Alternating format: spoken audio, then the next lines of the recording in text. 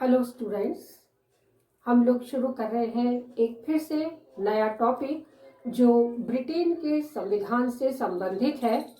और इस टॉपिक के बारे में आपको जानकर बहुत ही आश्चर्य होगा कि जो लोग विपक्ष में रहते हैं वो हमारे लिए महत्वपूर्ण क्यों होते हैं। ये भी एक सोचने का विषय है और उसी विषय को आज हम बढ़ा रहे हैं ब्रिटेन के संविधान के अनुसार। तो ब्रिटेन के संविधान में जो मुख्य भूमिका में सत्ताधारी दल होता है उसके विरोध में जो विपक्षीय दल होता है वो भी उतना ही महत्व रखता है जितना कि सत्ताधारी दल। तो आज हम इसी टॉपिक को आगे बढ़ा रहे हैं जिसका नाम है संसदीय विपक्ष।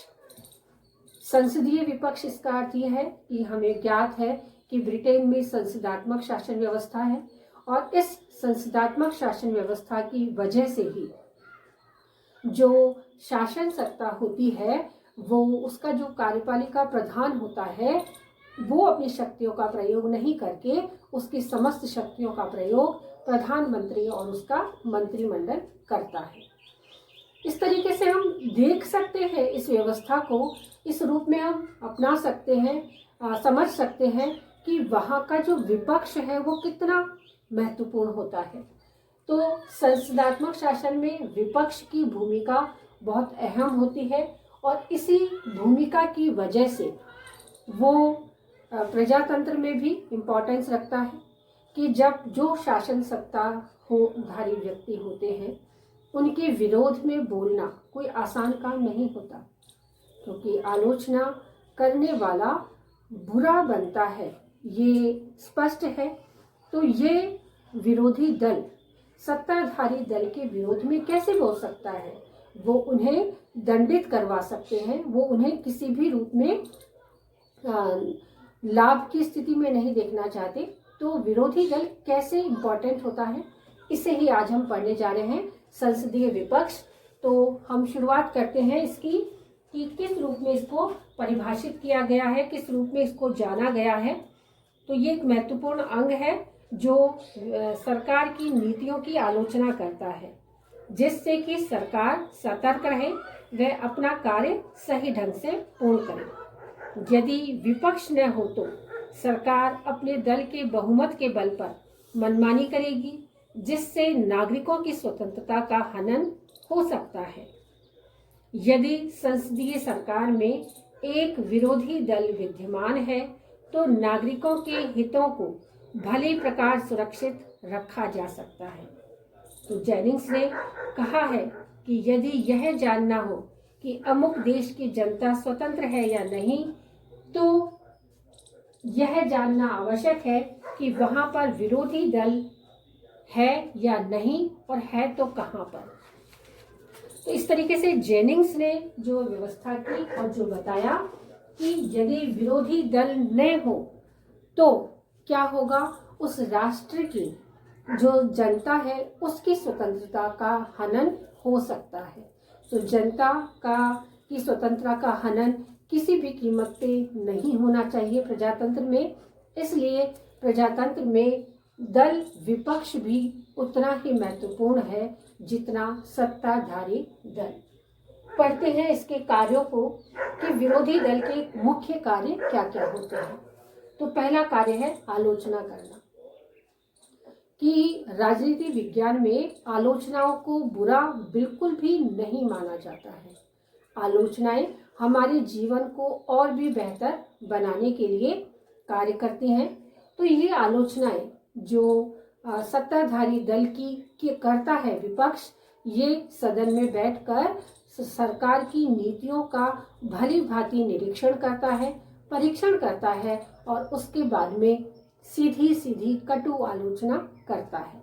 इस कटु आलोचना से सरकार सदैव सतर्क रहती है। सरकार सदैव ही इस प्रकार के कार्यों को करती है जिससे कहीं भी जो कार्य हैं, कहीं भी जो कार्य किए गए हैं उन कार्यों में ऐसा न हो कि जनता निम्न स्तर पर आ जाए या जनता की स्वतंत्रता का कहीं ना कहीं हनन हो रहा हो और सत्ताधारी दल और भी आगे अपनी शक्तियों को बढ़ा सके। तो ये आलोचना करना ही इस दल प्रतिपक्ष का मुख्य कार्य होता है कि सत्ताधारी दल का जो कार्य होता है, उनकी जो नीतियां हैं उसके विरोध में ये अपना ध्यान आकर्षित कराती हैं और जनता का भी ध्यान आकर्षित कराती हैं कि कुछ ये कार्य ऐसे हैं, ये तो ठीक है, लेकिन ये कार्य ऐसे हैं जो आलोचना के दायरे में आते हैं। तो विरोधी दल का ये मुख्य कार्य है कि वो शासन की नीतियों का विरोध करता है, जैसे प्रश्न पूछना, प्रश्न स्थगन प्रस्तावों तथा वाद विवाद या विरोधी दल की भूलों में ये प्रकाश डालता है।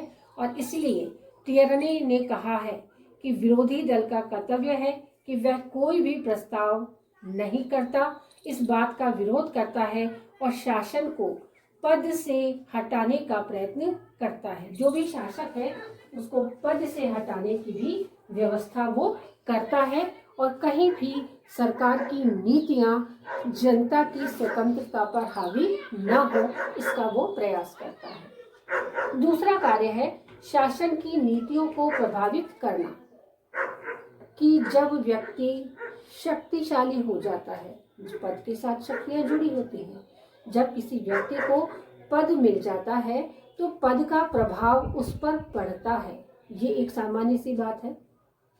और उस पद के प्रभाव से ही जो शासन की नीतियां हैं वो प्रभावित होने लगती हैं।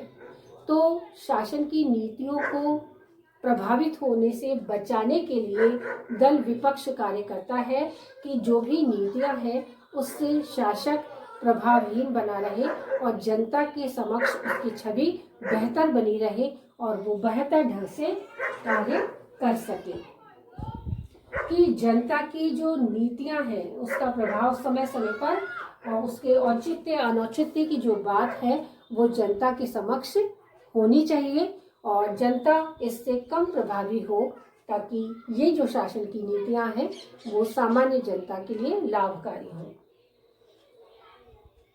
अगले कार्य की तरफ बढ़ते हैं। ये लोकतंत्र का संरक्षक होता है, कि दल विपक्ष जो होता है, सत्ताधारी दल के नीतियों के विरोध में बोलना एक दुष्कर कार्य है, लेकिन उन कार्यों को यदि अच्छे तरीके से बेहतर ढंग से यदि समझाया जाए तो सरकार भी उन नीतियों की तरफ ध्यान अवश्य देती है।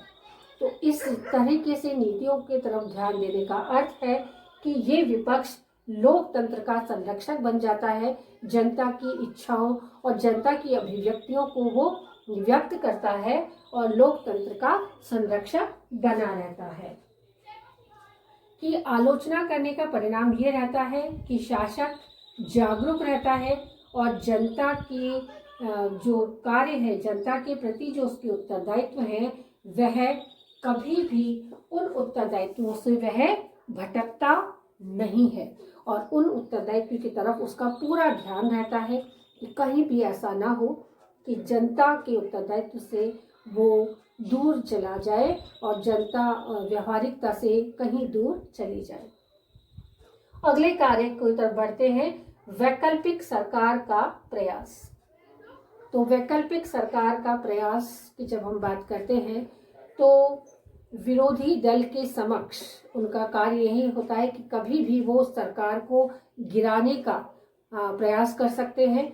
यदि वो शासन की नीतियों से संतुष्ट नहीं है तो वो असंतुष्टि किस रूप में दिखाएंगे कि हम सरकार को गिराने का प्रयास करेंगे और जैसे ही सरकार गिरती है एक वैकल्पिक सरकार जो उनके द्वारा बनाई जाएगी तुरंत ही उसका वो प्रयास सदैव करती रहती है।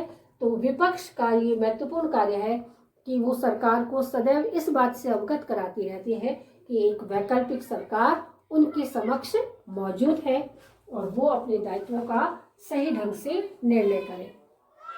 विरोधी दल कभी भी लोकसभा की सरकार में पराजित हो जाए तो विपक्ष की सरकार बनने का उन्हें मौका मिल जाता है और इस अराजकता से बचा जा सकता है। तो जब भी कभी लोकतंत्र में लोकसभा जो होता है, निम्न सदन यदि बर्खास्त हो जाए किसी कारणों से तो फिर वैकल्पिक सरकार तुरंत बनाया जाता है और वो विरोधी दल की जो सत्ता होती है उसी में से बनाया जाता है। बात करते हैं इसकी विशेषताओं की। तो संसदीय विपक्ष की विशेषताएं कौन कौन सी होती है? तो पहली विशेषता है संगठित विपक्ष, कि जहां सत्ताधारी दल संगठन में विश्वास करता है, क्योंकि संगठन में शक्ति होती है, वहां पर दल प्रतिपक्ष भी संगठित होकर ही अपने समस्त कार्यों को पूर्ण करता है। तो ये उसकी विशेषता रहती है कि संगठित जीवन में ही उनके कार्यों को सफलता मिल सकती है। अगली विशेषता उन्होंने बताई है मान्यता प्राप्त, कि ये जो विपक्ष के लोग होते हैं इन्हें भी सत्ताधारी दल की तरफ से पूर्ण मान्यता प्राप्त होती है, और जो इनका जो दल के सदस्य होते हैं उन दल के सदस्यों को भी वही आदर सम्मान और जो सरकार की तरफ से इनकी तरफ ये विशेष प्रकार की सुविधाएं उपलब्ध कराई गई हैं, उन सभी सुविधाओं से यह मान्यता प्राप्त करता है। तो सत्ताधारी दल की तरफ से इन्हें ये मान्यता प्राप्त होती है कि जो विपक्ष का नेता है उसे राजकोष से 13,93,055 रुपए वार्षिक वेतन के रूप में मिलते हैं, और उन्हीं अन्य मंत्रियों की भांति ही इन्हें अलग से कमरा भी दिया जाता है। तो अलग से इनका ऑफिस होता है और उस कमरे में ही, उस ऑफिस में ही ये कार्य करते हैं। अगली विशेषता है वैकल्पिक प्रधानमंत्री का दर्जा। वैकल्पिक प्रधानमंत्री का दर्जे का अर्थ यह है कि किसी भी कारण से यदि सरकार गिर जाती है, सरकार बर्खास्त हो जाती है, तो जो विपक्षी दल का जो प्रधान होता है, नेता होता है, उसे वैकल्पिक प्रधान मान लिया जाता है। उसे वैकल्पिक प्रधानमंत्री के रूप में कार्य करने के लिए छोड़ दिया जाता है और वही उस समय समस्त सरकारी दायित्वों को निभाता है। और अंतिम है छाया मंत्रिमंडल। छाया मंत्रिमंडल का अर्थ यह है कि जितने भी सत्ताधारी दल के लोग होते हैं उनके पीछे पीछे विपक्ष के लोग भी एक छाया के रूप में, छाया का अर्थ हमारी परछाई, एक परछाई के रूप में कार्यरत होते हैं कि ये सत्ताधारी दल के लोग किस रूप में कार्य कर रहे हैं और इनके कार्य करने का तरीका क्या है और किस तरह से ये सरकार को, जनता को और समस्त शासन व्यवस्था को डाइवर्ट करते हैं, उन सब की जानकारी इस मंत्रिमंडल को होती है। और जब कभी यदि वैकल्पिक प्रधानमंत्री बनने का मौका मिलता है तो ये छाया मंत्रिमंडल उस समय स्पष्ट रूप से प्रत्यक्ष भूमिका में आ जाता है। जो अब तक अप्रत्यक्ष रूप में कार्य करता है वो प्रत्यक्ष भूमिका में आकर कार्य करने लग जाता है। विपक्ष का नेता छाया मंत्रिमंडल बनाता है। ये वास्तविक मंत्रिमंडल की छाया की भांति ही कार्य करते हैं। विरोधी दल के सदस्य छाया मंत्रिमंडल के माध्यम से विभिन्न विभागों के संबंध में प्रशिक्षित हो जाते हैं। सन 1937 से तो छाया मंत्रिमंडल को अप्रत्यक्ष मान्यता मिल चुकी है। तो ये मंत्रिमंडल बहुत ही अधिक प्रभावी बन जाता है यदि सरकार इस प्रकार की व्यवस्थाओं में भाग लेता है तो। लेकिन कभी कभी ऐसा भी होता है कि विपक्ष के दल के लोग आलोचनाओं के पात्र बनते हैं, कि कुछ बातें ऐसी होती हैं जो विपक्ष सही करता है लेकिन सारी की सारी बातें सही नहीं करता है, ऐसा संभव नहीं है। तो कई बार ये कार्यों में विलंब करने के लिए भी बेवजह के अड़ंगे अपनाते हैं या आलोचनाएं करते हैं सरकार की नीतियों का, जिसका कोई अर्थ नहीं होता। तो ऐसे समय में विपक्ष आलोचनाओं का पात्र बनता है। अतः संसदीय विपक्ष को सदैव ही एक ऐसी भूमिका में रहना चाहिए जहां वो जनता के प्रत्यक्ष रूप से एक प्रतिभागी बन सके। तो लोकतंत्र में इसकी जो व्यवस्था की गई है वो जनता की सुख और समृद्धि में वृद्धि करने हेतु बनी है।